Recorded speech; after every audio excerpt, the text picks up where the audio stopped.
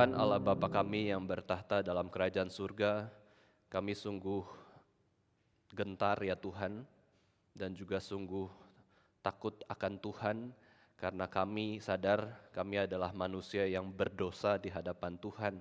Kami manusia yang lemah, kami manusia yang terbatas, dan kami mau menyerahkan seluruh kehidupan kami ini untuk bisa bergantung hanya kepada Tuhan saja. Kami mau Tuhan yang boleh memimpin kehidupan kami, supaya di dalam setiap kehidupan kami bisa melihat Tuhan bekerja, dan juga kami bisa meresponi segala sesuatunya sesuai dengan kehendak Tuhan. Pada hari ini, kau tahu anak-anak Tuhan di tempat ini akan sekolah minggu, kiranya Tuhan mencurahkan anugerah Tuhan dan Roh Kudus boleh bekerja di dalam setiap hati anak-anak-Mu ya Tuhan, untuk bisa mendengarkan firman Tuhan dengan baik. Berkati para guru sekolah minggu yang mengajarkan firman Tuhan, berikan kuasa, berikan hati yang mengasihi anak-anak, dan juga berikan kemampuan untuk bisa memimpin anak-anak untuk bisa mengenal Tuhan lewat firman Tuhan. Dan pada hari ini juga kami akan mendengarkan firman Tuhan bersama-sama. Kami mau Tuhan memiliki hati yang rindu, yang lapar dan haus akan kebenaran firman Tuhan. Berikan kami fokus di dalam hati kami, pikiran kami untuk bisa mendengarkan firman Tuhan yang akan Tuhan sampaikan kepada kami di dalam ibadah ini. Berkatilah pengkhotbah, berkatilah setiap kami yang akan mendengarkan firman Tuhan. Di dalam nama Tuhan Yesus Kristus, Tuhan dan Juru Selamat kami yang hidup, kami sudah berdoa dan mengucap syukur. Amin. Pada hari ini Bapak Ibu Saudara sekalian, kita akan melanjutkan eksposisi dari kitab Matius, yaitu ucapan bahagia yang ketujuh. Kita sudah sampai ucapan bahagia yang ketujuh, Matius 5 ayat 9. Ya, kita akan membacanya bersama-sama. Saya pikir ini juga meskipun kita eksposisi sejak beberapa bulan yang lalu, tetapi melihat kondisi Indonesia saat ini juga menjadi ayat yang sangat cocok untuk kita ya. Untuk kita sebagai orang Kristen dan juga untuk kita sebagai seseorang manusia yang hidup di dalam dunia ini, bagaimana kita harus hidup ya. Mari kita baca bersama-sama Matius 5 ayat 9 bersama-sama. 2, 3. Berbahagialah orang yang membawa damai, karena mereka akan disebut anak-anak Allah. Mari kita baca lagi 1 Tesalonika 5 ayat yang ke-23. 1 Tesalonika 5 ayat yang ke-23, kita baca bersama-sama firman Tuhan ini, 2, 3. Semoga Allah damai sejahtera menguduskan kamu seluruhnya, dan semoga roh, jiwa, dan tubuhmu terpelihara sempurna dengan tak bercacat pada kedatangan Yesus Kristus Tuhan kita.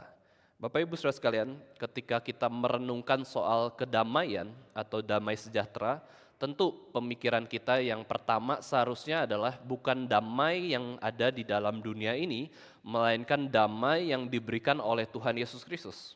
Nah, ketika saya merenungkan tentang soal kedamaian ini, tentu kita harus memprioritaskan pikiran dan perasaan kita dan juga hati kita hanya kepada Yesus Kristus yang adalah Allah damai sejahtera, yang adalah sang sumber damai sejahtera.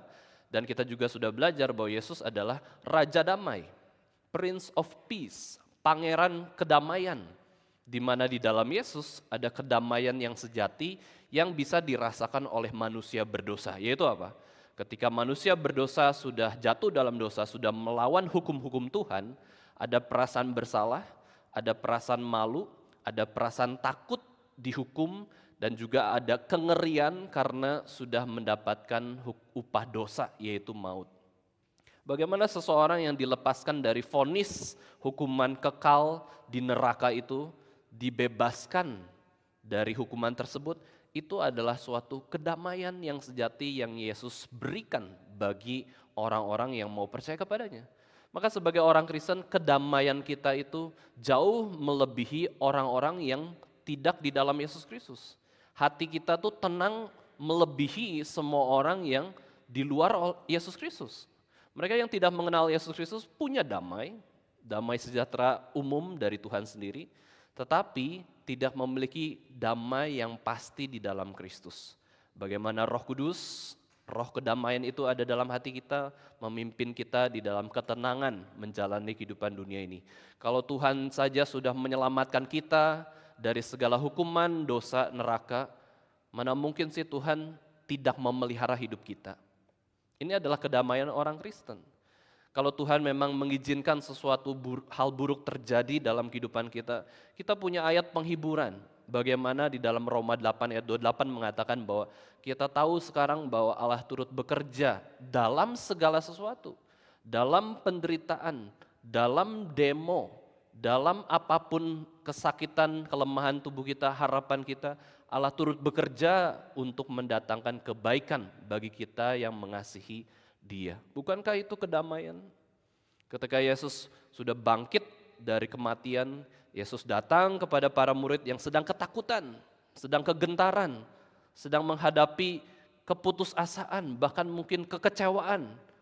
Yesus yang saya ikuti kok mati di atas kayu salib. Yesus datang dan mengatakan, damai sejahteraku kuberikan kepadamu.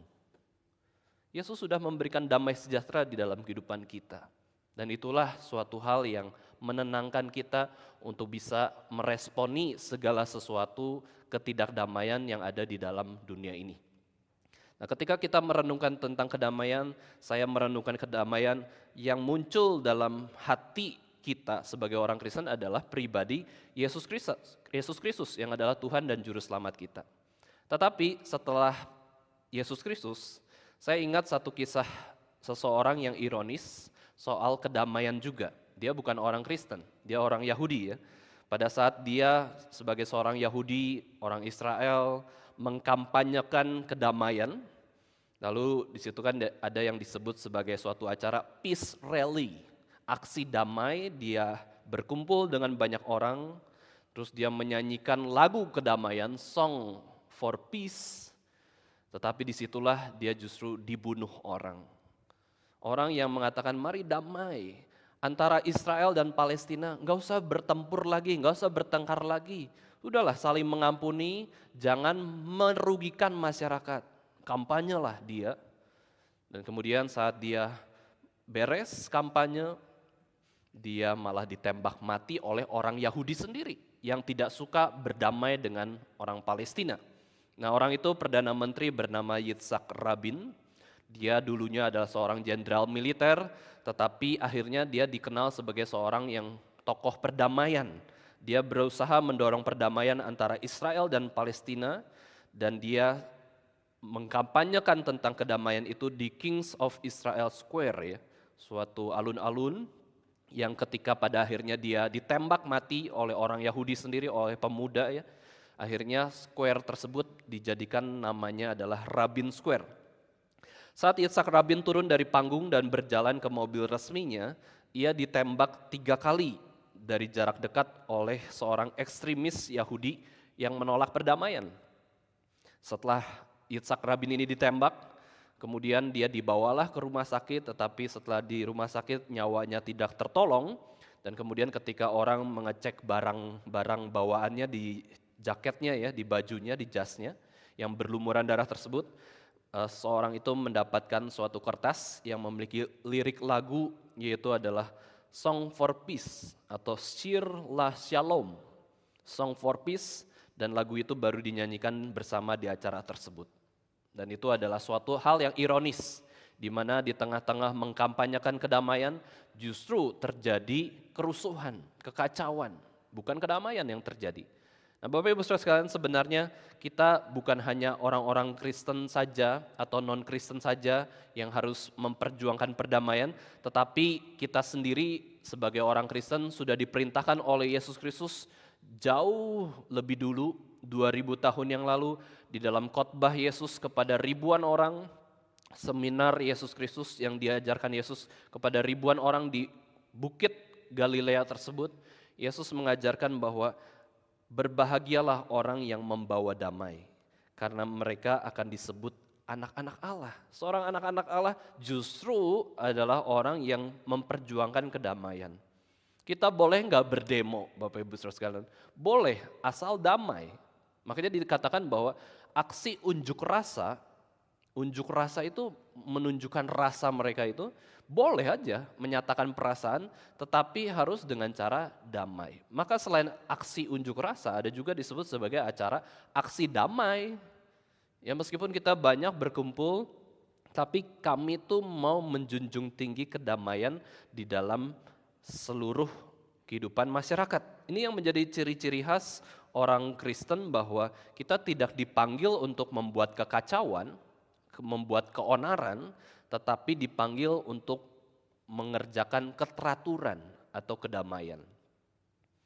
Membawa orang-orang untuk datang ke kerajaan Allah yang penuh dengan kedamaian. Bapak Ibu Saudara sekalian, ini adalah suatu rancangan Tuhan pada mulanya ketika manusia diciptakan, ketika Adam dan Hawa ditempatkan Tuhan di Taman Eden. Tuhan menginginkan apa sih? Kedamaian yang dimiliki oleh Adam dan Hawa, keteraturan. Bagaimana supaya Adam dan Hawa bisa hidup damai di taman damai tersebut ya. Eden kan berarti sukacita. Kalau sukacita berarti ada kedamaian ya. Nah, bagaimana Adam dan Hawa bisa hidup di taman sukacita tersebut?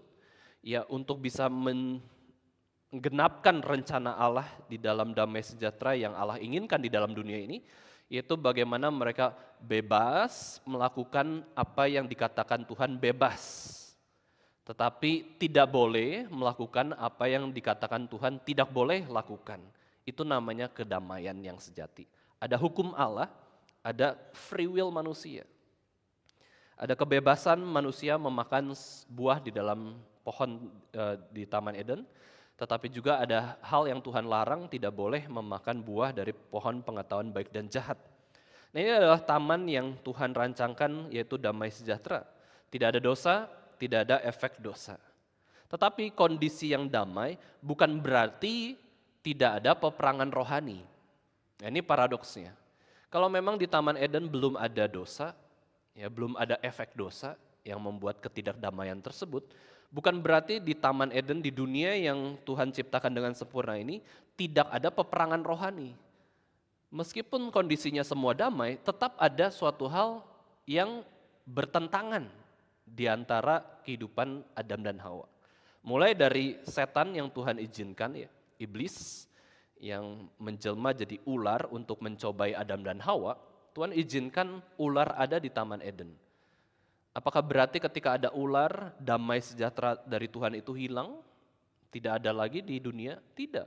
Tetap dunia ini, meskipun ada ular, ada iblis, tidak atau belum jatuh dalam dosa. Tetap sempurna, kudus, belum jatuh dalam dosa. Sekalipun ada roh jahat, sekalipun ada iblis yang datang ke dalam dunia ini. Dan ini adalah pertentangan atau peperangan rohani yang dihadapi oleh Adam dan Hawa, yaitu mendengar suara-suara bisikan-bisikan yang jahat, yang akhirnya membuat ketidakdamaian. Tetapi bukan saja dari unsur eksternal kita tahu Bapak Ibu sekalian, bukan saja godaan dari iblis, bisikan-bisikan yang jahat yang bertentangan dengan firman Tuhan, tetapi dalam hati Adam dan Hawa pun ada pergolakan. Aku mau taat atau tidak taat? Taat itu baik, diberkati Tuhan, tidak taat itu akan mendapatkan hukuman, akan mendapatkan kutukan dari Tuhan. Di dalam hati nurani Adam dan Hawa ada free will yang mengatakan sebenarnya taat itu baik, tapi tidak taat juga menarik. Karena apa?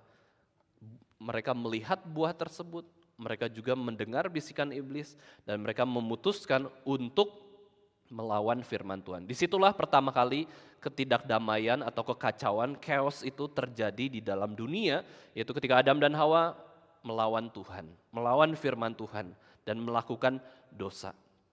Tetapi sebelum ada dosa, itu semua shalom.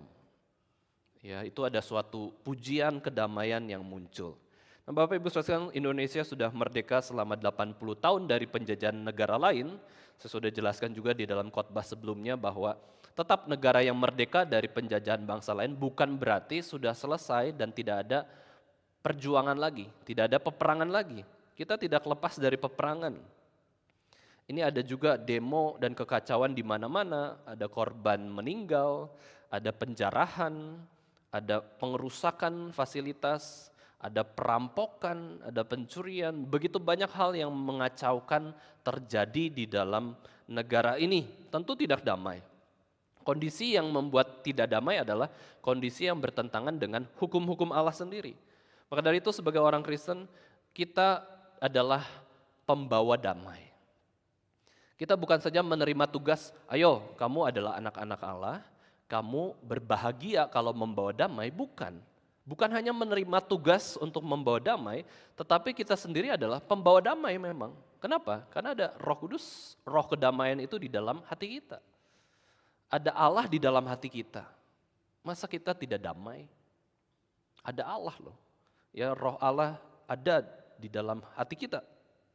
Nah, kita bisa memohon kedamaian dari Allah sendiri di tengah kondisi yang tidak damai ini. Kita bisa mendoakan.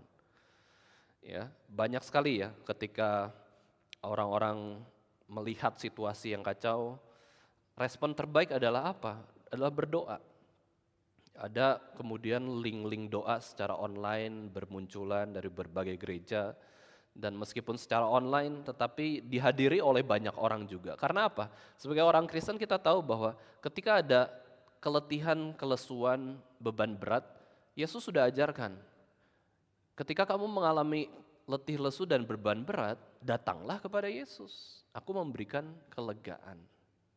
Ya, hanya Yesus sebagai sumber damai sejahtera kita, maka kita tahu bagaimana kita berdoa. Ajarlah kami berdoa. Salah satunya adalah ketika menghadapi kondisi yang tidak damai, disitulah kita berdoa kepada Tuhan, Sang sumber damai sejahtera. Ketidakdamaian yang saat ini ada di negara Indonesia sebenarnya memberikan pesan bahwa manusia memang sudah jatuh dalam dosa. Ya, sebenarnya sudah kehilangan damai yang sejati. Tanpa Tuhan kita celaka, kita chaos. Dosa membawa kepada kehancuran, keruntuhan, kemalangan. Kita justru menunjukkan diri kita bahwa ternyata manusia berdosa itu bisa sebegitunya ketika kita melihat realita yang terjadi. Itu menjadi refleksi buat kerohanian kita bagaimana kita memandang diri kita. Di luar Yesus Kristus, kita pun chaos seperti mereka. Kita bisa menjadi pembawa kekacauan, bukan pembawa kedamaian. Maka kita minta dengan rendah hati kepada Tuhan, jangan sampai saya ini pembawa kekacauan. Kita ingin supaya di sekitar kita ada kedamaian, kita ingin supaya keadilan boleh terjadi juga. Maka di dalam Mazmur ya, ini kan sedang ramai juga bagaimana ada Mazmur kutukan seperti itu ya. Apakah boleh orang Kristen berdoa mengutuk orang lain? Sedangkan di dalam Paulus mengatakan, janganlah membalas kejahatan dengan kejahatan. Janganlah mengutuk orang lain, berkatilah mereka. Lalu bagaimana orang Kristen bersikap terhadap dua perintah ini? Satu contoh doa kutukan, satu nasihat untuk jangan mengutuk. Ini menjadi pertentangan. Sampai ditanyakan juga ada seseorang jemaat ya bertanya kepada saya, ini maksudnya gimana Pak? Mengenai doa di Mazmur tersebut. Maka kalau kita lihat konteksnya, ya kita perhatikan konteksnya. Kelihatannya Alkitab tuh ada yang seolah-olah bertentangan, tapi kalau kita lihat konteksnya ternyata sejalan. Kalau di kitab Roma, di Paulus mengatakan bahwa kita waktu dijahatin orang, ya kita boleh membela diri, ini prinsip Alkitab ya, boleh membela diri, tetapi setelah beres kejahatan itu, kita jangan membalas kejahatan dengan kejahatan. Jangan balas dendam. Tetapi kita bersikap secara tepat, ada jarak nggak masalah, tapi kemudian juga ada kesempatan menolong dia, kita kasihi, kita doakan. Itu kan mendoakan berarti sebenarnya bukan mengutuk ya, mendoakan berarti memberkati kan. Nah, itu adalah hal yang lumrah. Yesus katakan bahwa kalau kita dijahatin orang, kita buat baik sama dia, kita mendoakan dan berbuat baik sama dia, itu seperti menaruh bara api di atas kepala orang tersebut. Ini tradisi Yahudi ya. Tradisi Yahudi, wah kepanasan, dia sadar bahwa dirinya tuh salah, ada hal yang menyakitkan lah kayak gitu ya. Tapi bagaimana dengan doa di Mazmur yang mengutuk orang lain? Nah di sini kita bisa lihat konteksnya bagaimana sebenarnya di dalam pemazmur itu mengatakan bahwa ketika ada kondisi yang tidak adil, ketidakadilan terjadi di dalam komunitas atau masyarakat, kita berdoa supaya keadilan Tuhan itu nyata. Dan bagaimana nyatanya ketika orang itu dihukum oleh Tuhan sendiri. Bukan dihukum oleh kita, siapa kita berani menghukum orang lain ya. Dihukum oleh Tuhan sendiri, biarlah Tuhan bekerja memberi keadilan, memberikan hukuman supaya apa? Orang itu bertobat. Bukan orang itu celaka ya, kalau kita kan pengennya kamu jahat sama saya, celakalah, mati aja sekalian ya. Tapi waktu kita berdoa mazmur kutukan kepada Tuhan, Tuhan kutuklah orang itu supaya dia bertobat. Bukankah itu kasih? Bukanlah itu doa berkat sebenarnya? Doanya seperti kutukan tetapi di belakangnya ada berkat. Karena apa? Mengikuti sifat Tuhan. Tuhan itu adil, tolong hukum, dan ketika Tuhan menghukum tujuannya bukan membenci orang tersebut, melainkan mempertobatkan dan menolong yang tertindas. Maka nasihat Paulus maupun doa dari pemazmur adalah suatu hal yang sinkron, bukan bertentangan. Ya, maka hati-hati juga ya waktu kita mengungkapkan kejelekan orang, kebencian kita kepada orang, mungkin dalam hati kita hanya berdoa mazmur kutukan. Tetapi waktu kita ungkapkan kebencian, orang itu malah membenci orang yang lain. Maka disinilah bahaya dari gosip, bahaya dari curhat kejelekan orang, kitanya normal gitu ya, kitanya mazmur kutukan lah. Tetapi orang itu malah jadi mengutuk beneran, bukan berdoa kutukan ya. Maka dari sini kita bisa melihat bijaksana ya. Kita enggak serta-merta mengumandangkan kan di dalam doa-doa kita, pokoknya ujaran kebencian kepada orang-orang yang jahat, tidak. Kita tetap berdoa supaya mereka dihukum seadil-adilnya oleh Tuhan, balik lagi ya. Karena pengadilan manusia seringkali tidak adil lagi. Maka kita berdoa pada Tuhan yang Maha Kuasa. Maka dalam hati kita sebagai orang Kristen damai enggak? Ada orang memperkosa, ada orang menjarah, ada orang merampok. Kita sebagai orang Kristen apakah balas memperkosa, balas menjarah, balas merampok? Tidak. Kita hanya bisa berdoa agar kedamaian terjadi dalam hidup kita dan orang lain, dan kemudian kita berdoa supaya Tuhan sendiri yang menghakimi dia dengan adil. Bukankah itu tenang? Kalau kita tidak punya Tuhan, kita pada akhirnya ingin balas, ada kesempatan mau balas. Akhirnya ada beban terus untuk balas dendam, balas terus. Itu bukan hal kedamaian, itu bukan damai sejahtera yang Tuhan berikan. Nah sekarang kita akan merenungkan Bapak Ibu Saudara sekalian 3 hal tentang kedamaian yang sudah sempat kita bahas juga, bahwa yang pertama sumber kedamaian sejati adalah dari Allah sendiri, yaitu Yesus Kristus sendiri. Maka dari itu salah kalau kita cari kedamaian di dalam dunia ini. Orang mencari kedamaian mungkin ya, ada orang-orang yang demo itu supaya dia damai hatinya. Tapi damai dari apa? Dari hasil jarahan, dari hasil curian, dari hasil dia melampiaskan, menghancurkan fasilitas umum. Oke, lega sih. Tapi itu bukan damai dari Tuhan. Karena itu damai dari keduniawian. Ya, damai dari balas dendam, melampiaskan keinginan dia untuk menyakiti musuhnya. Itu bukan damai dari Tuhan. Damai yang diberikan dari uang, meskipun kita semua butuh uang, tapi kalau kita menaruh kedamaian kita hanya kepada uang dan yang utamanya adalah uang, kita tidak damai. Damai ketika di dalam kesehatan. Kalau kita sakit berarti tidak damai. Hati kita langsung galau, langsung putus asa. Orang Kristen adalah orang yang betul-betul dianugerahkan kedamaian oleh Tuhan sendiri. Karena apa? Kita memegang Tuhan sebagai sumber damai sejahtera. Kalau Tuhan sudah kita miliki, maka sumber kedamaian yang lain kita bukan hal yang utama. Bukan menjadi suatu hal yang kebutuhan. Meskipun kita ada kebutuhan ya, tetapi sekalipun kebutuhan kita tidak terpenuhi, kita bisa damai. Wah ini hebat sekali.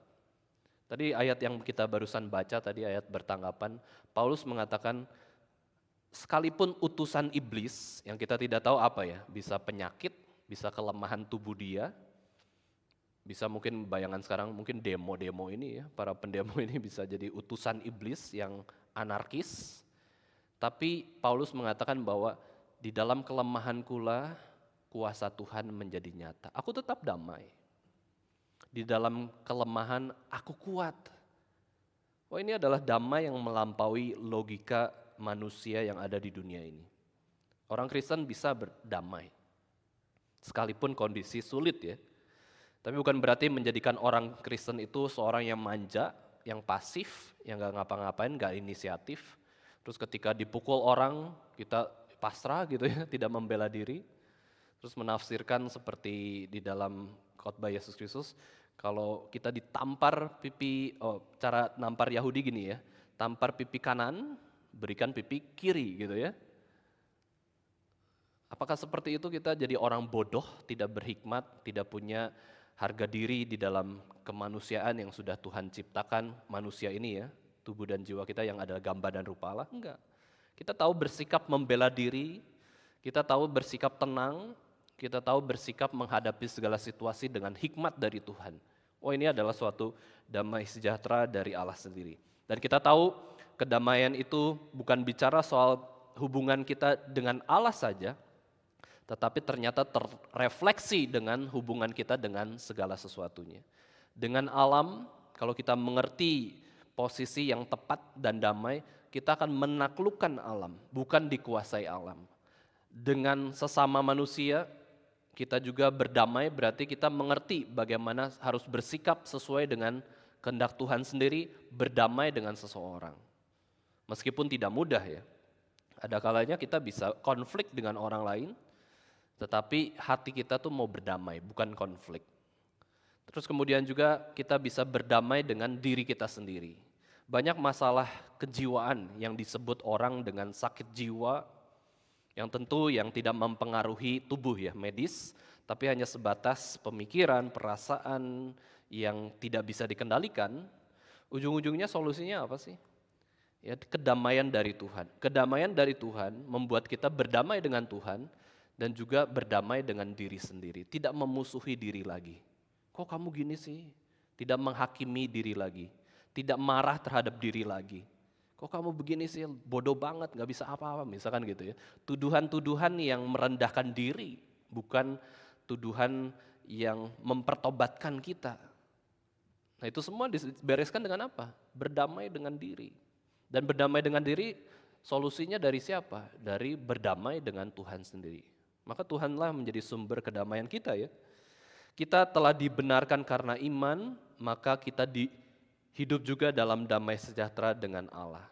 Kita tidak bisa menjadi pembawa damai jika kita sendiri belum diperdamaikan dengan Allah sendiri. Mungkin Bapak Ibu Saudara sekalian, meskipun kita sudah berdamai dengan Allah, dalam hati kecil kita berkata, saya percaya Yesus, Yesus itu Tuhan saya. Yesus itu juru selamat saya sangat mengasihi dia dan saya tahu bahwa Yesus mengasihi saya. Tapi ketika pada akhirnya kita berelasi dengan orang lain, kita enggak sempurna. Kita malas berelasi dengan orang lain, kita minder berelasi dengan orang lain, atau bahkan kita sombong di hadapan orang lain. Kenapa? Karena kita belum sempurna dan kita juga belum berjuang untuk bisa berdamai dengan orang lain dengan kuasa Tuhan. Kita berdamai dengan Tuhan, sudah puji Tuhan, bersyukur.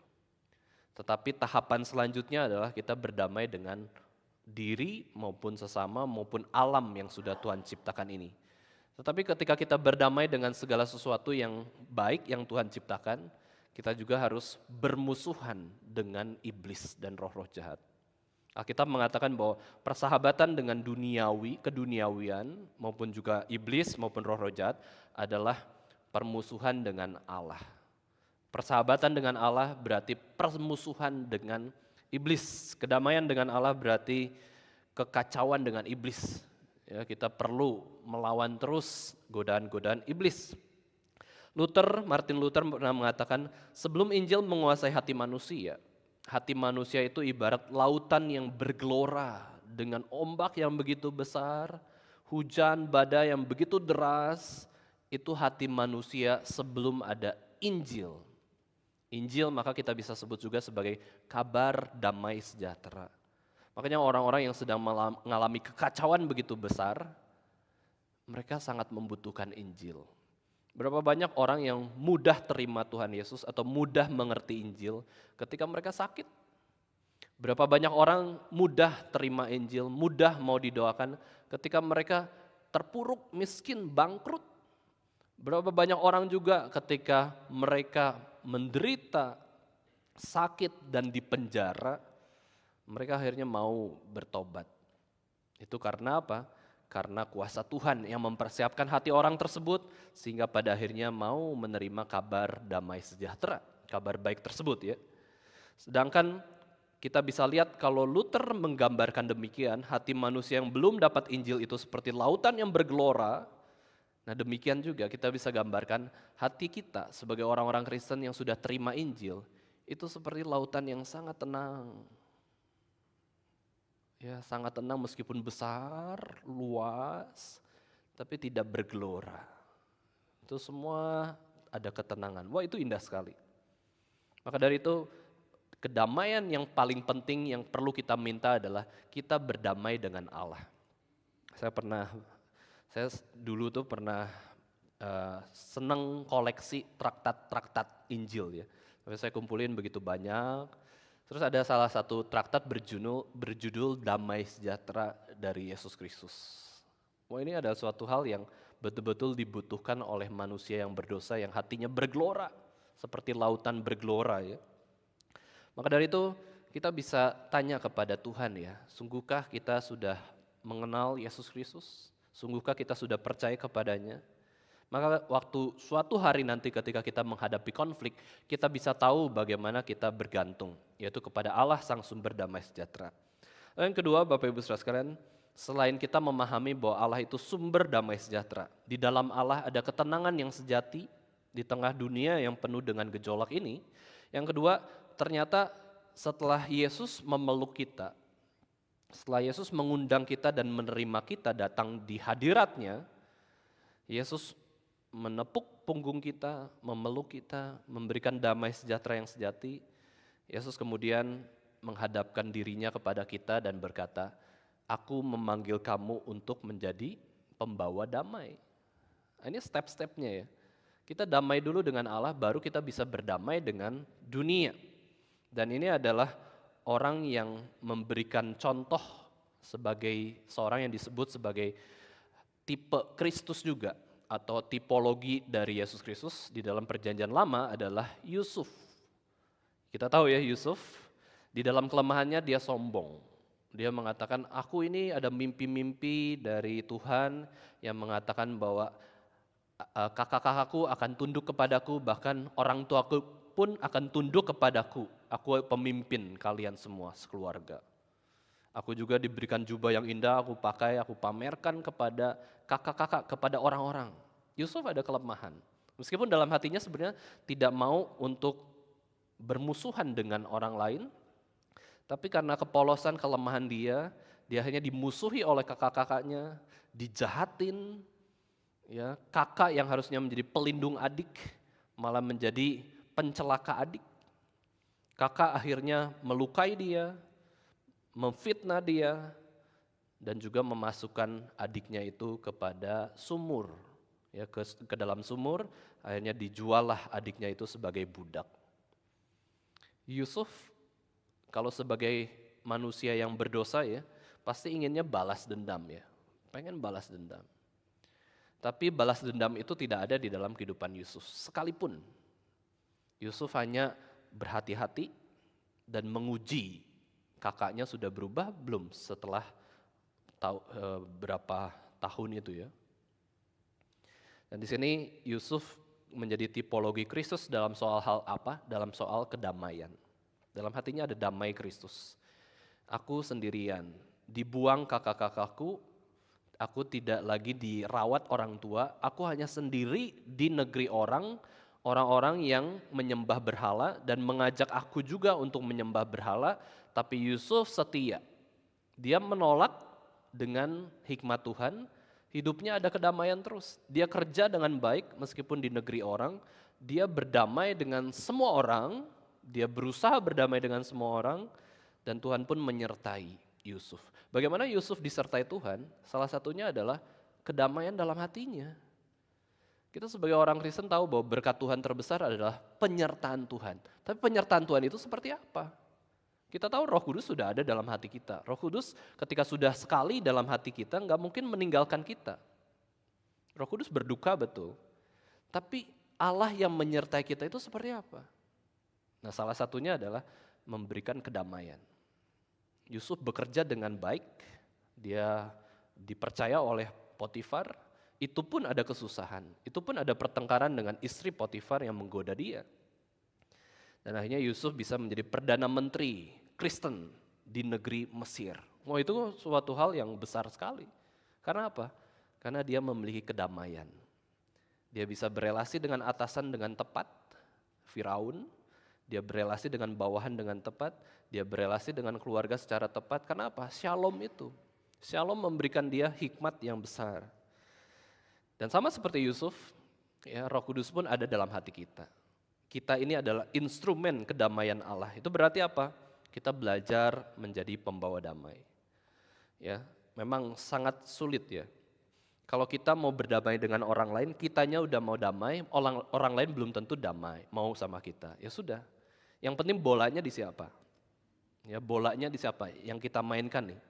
Kita yang penting tidak bersalah di hadapan Tuhan. Kita minta maaf, kita mau berdamai dengan orang tersebut, mau memulai rekonsiliasi, memulai tahapan yang baru ya. Dengan orang tersebut kita mulai lagi, nah itu sikap kita. Tapi kalau orang itu tidak mau menghindar, ya sudah, ya kita nggak bisa apa-apa kan. Yang penting kita tahu bolanya di siapa. Ini kan sama ya seperti demo kemarin, bolanya di siapa? Oke, ada DPR, ada rakyat, siapa dulu yang membuat masalah ya? Tentu sebenarnya pemimpin lebih punya tanggung jawab lebih besar karena dia mimpin kok di atas kan. Pemimpin bikin masalah, terus rakyat bikin masalah. Terus kemudian pemimpin bikin masalah lagi, ya kan? Polisi akhirnya melakukan kesalahan, jadi bolanya di siapa itu kita bisa lihat ya. Tetapi balik lagi ya, kedamaian yang dari Allah itu sebenarnya tidak tergantung dari situasi dan kondisi. Nah ini pentingnya ya, kita belajar pengampunan. Sekalipun kita nggak bertemu dengan orang itu, sekalipun dia tidak minta maaf sama kita, sekalipun tidak ada solusi yang terjadi, tetap orang Kristen itu bisa mengampuni. Oh ini hebatnya orang Kristen, hebatnya Tuhan lah. Tuhan yang ada dalam hati kita, sekalipun nggak ada solusi yang sebenarnya senormalnya, tetapi kasih Tuhan, kedamaian dari Tuhan itu memampukan kita mengampuni. Sekalipun dia tidak minta maaf, tidak berbuat baik, tidak adil terjadi. Karena apa? Karena saya sudah diampuni oleh Allah terlebih dahulu. Wah ini luar biasa ya. Kalau kita merenungkan soal pengampunan itu tidak tergantung situasi dan kondisi yang ada dulu. Ayo ketemu dulu, ngobrol dulu dong. Masalahnya apa? Minta maaf dulu, biasa kan gitu kan. Tapi orang Kristen sekalipun ya memang kita boleh menuntut supaya dia bertobat, minta maaf dan lain-lain. Boleh menuntut kejelasan, tapi sekalipun gak ada kesempatan itu, kita belajar mengampuni. Ini pertolongan dari Roh Kudus sendiri ya. Nah John Calvin menekankan bahwa orang percaya bukan dipanggil untuk pasif atau kompromi terhadap dosa, melainkan aktif membangun damai di dalam kebenaran. Damai yang sejati bukan berarti mengabaikan keadilan.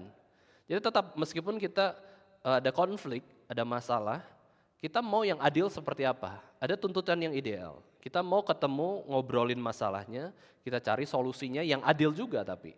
Jangan solusi yang tidak masuk akal atau solusi yang tidak benar gitu ya. Nah ini ada unsur keadilan, maka ada penghakiman kan.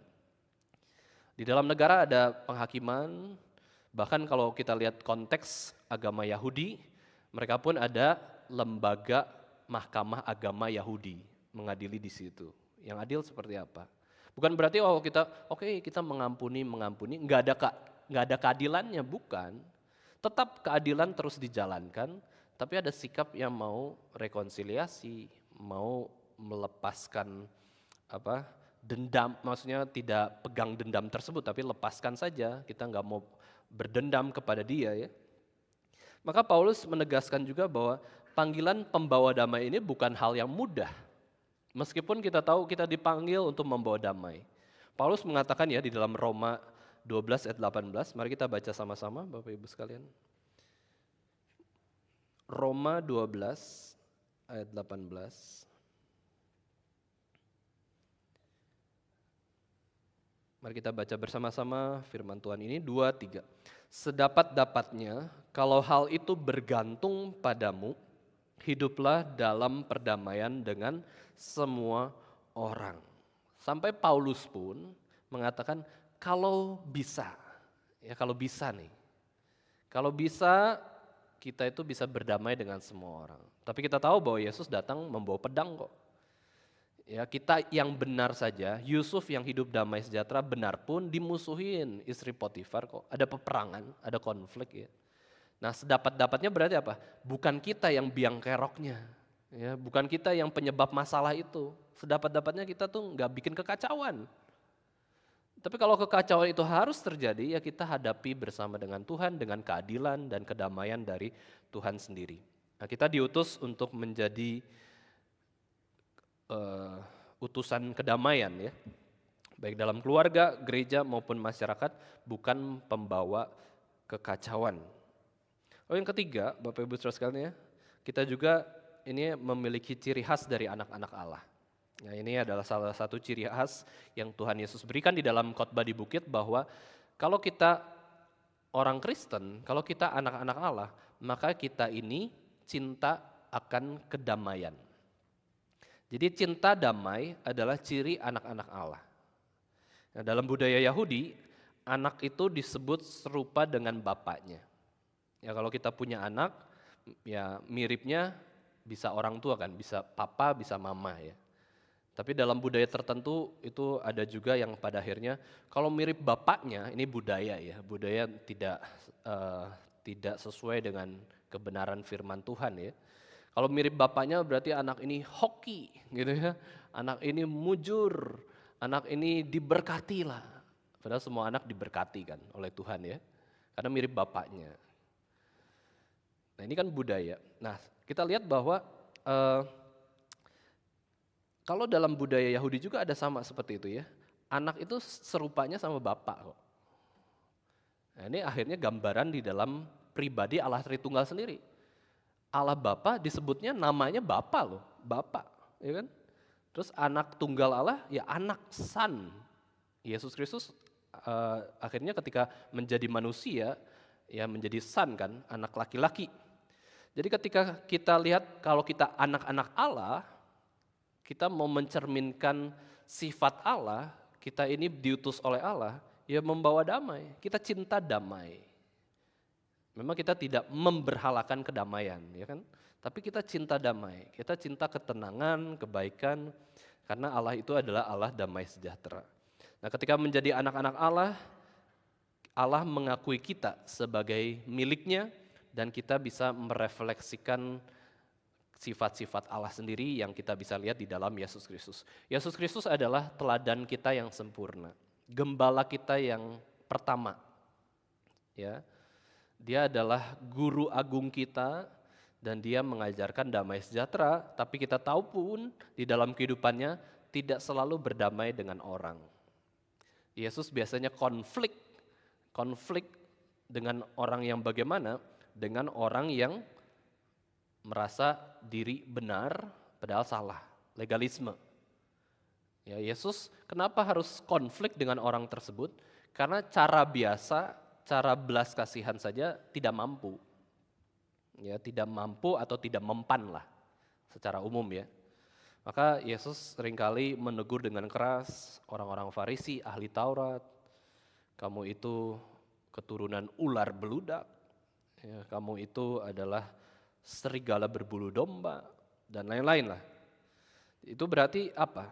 Ya, Yesus bersikap secara tepat. Kristus sendiri disebut sebagai Raja Damai, ya.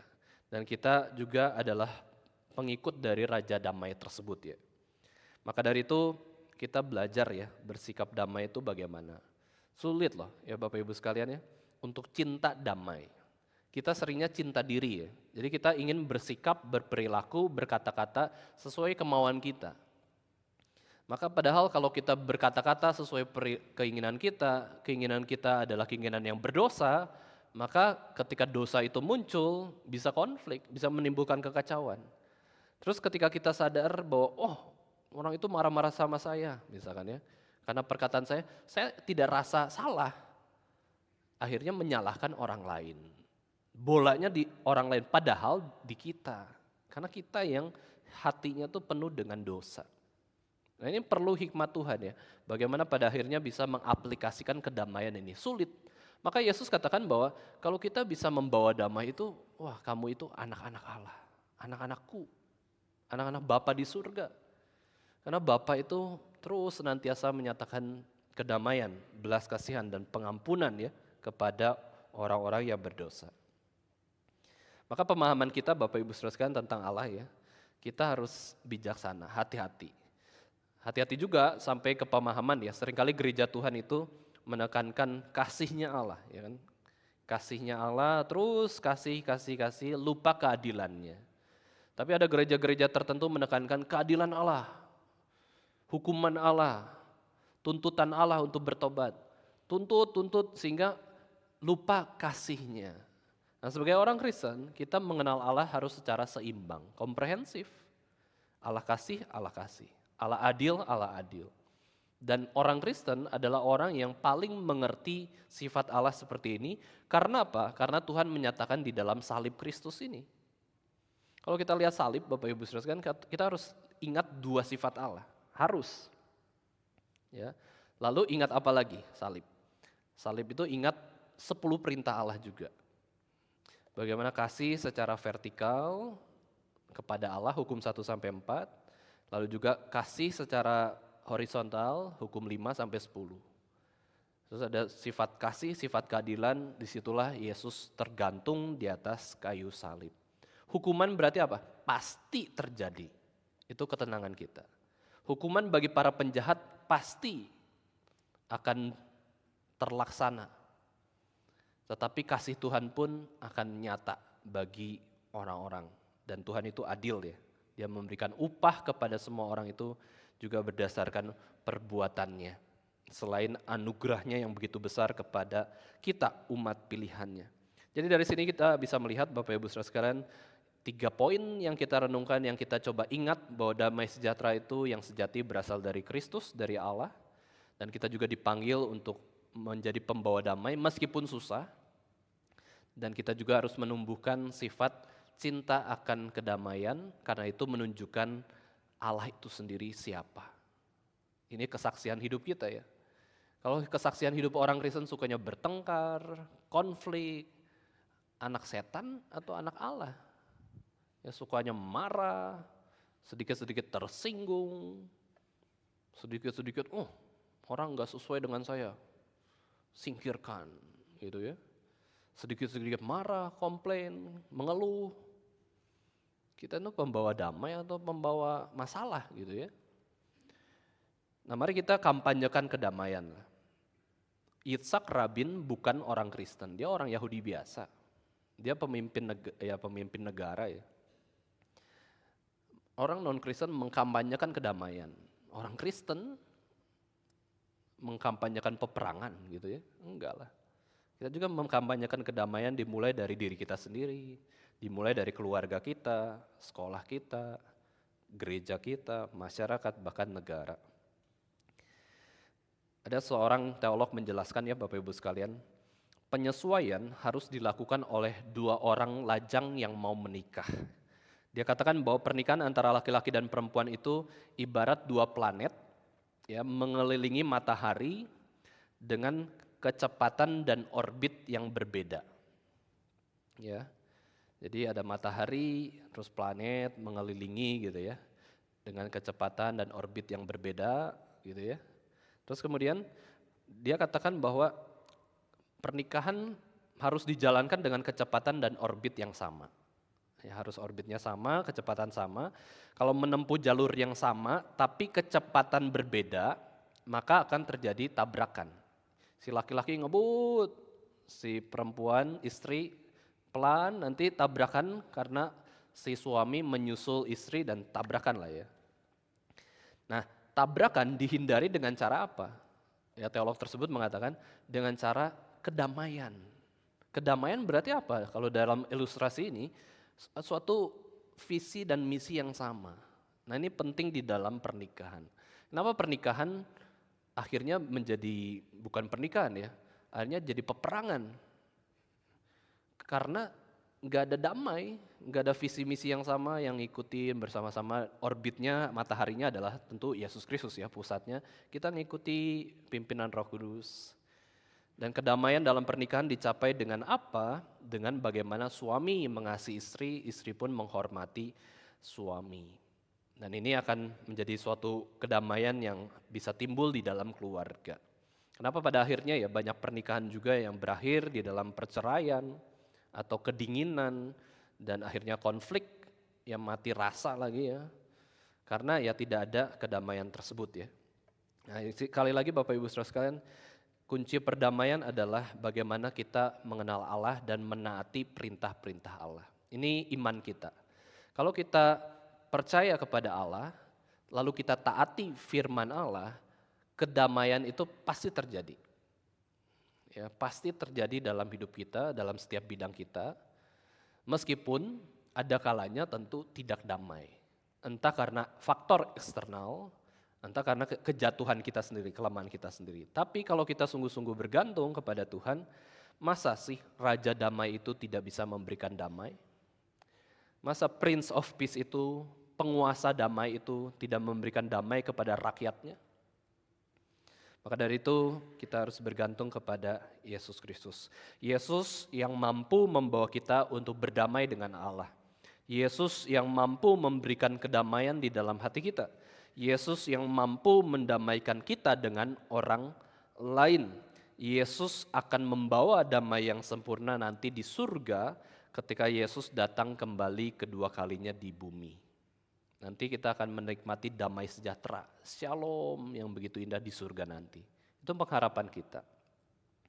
Nah, Bapak Ibu Saudara sekalian, dalam speak gereja yang kemarin, ada satu khotbah yang saya sangat jarang sekali dengar dari salah satu pembicara, yaitu bagaimana gereja Kristen atau kita orang-orang Kristen itu didorong untuk merintis gereja. Yaitu dibawakan oleh pendeta Amos ya. Dia jelaskan dengan perumpamaan yang sederhana ya. Ya pasangan yang normal, yang sehat, bukan ada pengecualian ya. Pasangan yang normal, yang sehat itu pasti inginnya punya anak yang sehat juga. Kadang-kadang meskipun ya kita tahu kita pengen punya anak, tapi kan ada resiko anak kita cacat, berkebutuhan khusus atau tidak sehat atau tidak sempurna lah layaknya orang tuanya misalkan ya. Tapi pasangan yang sehat ingin melahirkan anak, meneruskan keturunan, coba pengalaman punya anak itu seperti apa kayak gitu ya. Maka dari itu kalau gereja yang sehat, dia katakan gereja yang sehat seharusnya bagaimana?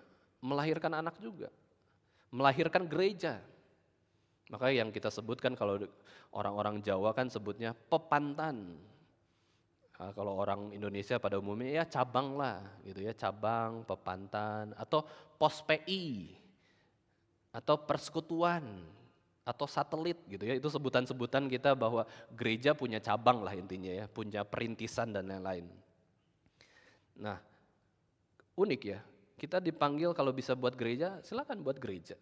Tapi harus gereja yang baik ya, yang benar, yang pembawa kedamaian ya. Nah, dengan semakin banyak gereja yang sehat, berarti apa? Semakin banyak kedamaian. Orang yang sehat kan tenang ya, damai. Kalau yang sakit, wah ya ada kedamaian dari Tuhan, tapi ada juga kekhawatiran sembuhnya kapan. Kemarin baru saja rumah sakit ya di Solo. Ada seorang pasien saya kunjungi, ketika mengunjungi itu si ibu ini udah seminggu, kadang-kadang demam muncul, kadang sehat, jadi bingung. Terus ketika saya tanya, apa ya penyakitnya apa gitu, dia bilang belum tahu, masih observasi. Jadi sudah seminggu di rumah sakit, terbaring, tapi nggak tahu penyakitnya apa. Terus bagaimana bisa damai dari dunia? Nggak bisa. Damai sejahtera itu datangnya dari Allah saja. Bahwa Allah turut bekerja di dalam kedaulatannya ya. Nah maka waktu kita gerejanya sehat Bapak Ibu Saudara sekalian, kita melahirkan gereja yang lain dan perintisan gereja adalah sesuai dengan tema khotbah pada hari ini. Kalau gereja yang sehat bisa melahirkan gereja yang lain, berarti apa? Gereja yang penuh dengan kedamaian Kristus, karena kepala gereja adalah Raja Damai, maka kedamaian yang lain itu muncul di daerah yang lain. Ada daerah lain, ada gereja, berarti ada kedamaian yang lain di daerah tersebut. Ada Injil, ada kabar baik. Semakin Injil disebarluaskan, berarti semakin damai sejahtera Allah itu juga disebarluaskan. Nah ini tanggung jawab gereja, kita pembawa damai. Kita sebagai orang Kristen bukan mau membawa kekacauan, tapi kita belajar terus untuk membawa damai di dalam seluruh bidang kehidupan kita. Maka dari itu Bapak Ibu sekalian ya, jadilah pembawa damai. Kita di gereja ini dilatih juga untuk memiliki damai sejahtera dalam Kristus. Jadilah pembawa damai di keluarga kita, di sekolah, di jalanan, ya, di negara, maupun dimanapun kita berada, karena kita punya Kristus Sang Raja Damai. Mari kita sama-sama berdoa. Ya Tuhan, Allah Bapa kami yang di surga, sumber damai sejahtera, kami bersyukur untuk damai sejahtera yang Kau berikan di dalam Yesus Kristus, Sang Raja Damai, Sang Penguasa kedamaian. Kami bersyukur Tuhan, kami yang sudah seharusnya dihukum dalam dosa-dosa kami dan dibinasakan di dalam keadilan Tuhan, kami boleh diselamatkan hanya karena anugerah, dan kami boleh memiliki damai sejahtera dari Kristus. Kami tahu sebagai manusia, kami bukanlah manusia yang sempurna, yang bisa selalu menunjukkan kedamaian Tuhan dalam hidup kami. Tapi kami mau belajar Tuhan setahap demi setahap untuk mengerti damai yang sudah Yesus berikan kepada kami. Dan juga untuk menyalurkan kedamaian kepada hidup kami maupun keluarga kami maupun orang-orang di sekitar kami. Tolonglah kami Tuhan menjadi pembawa damai, karena kami menyadari bahwa kami adalah anak-anak Tuhan yang sudah diadopsi, yang sudah diselamatkan, dibenarkan, dan juga memasuki tahapan pengudusan di dalam Tuhan sendiri. Kami berdoa Tuhan untuk situasi, kondisi yang tidak damai, yang boleh terjadi, baik di dalam kehidupan kami, di dalam keluarga kami, di dalam negara kami. Kiranya anugerah Tuhan boleh tercurah atas setiap kami semua, supaya kami bisa mengenal kedamaian dari Tuhan sendiri. Di dalam nama Tuhan Yesus, Penebus dan Juru Selamat kami yang hidup, kami sudah berdoa dan mengucap syukur. Amin.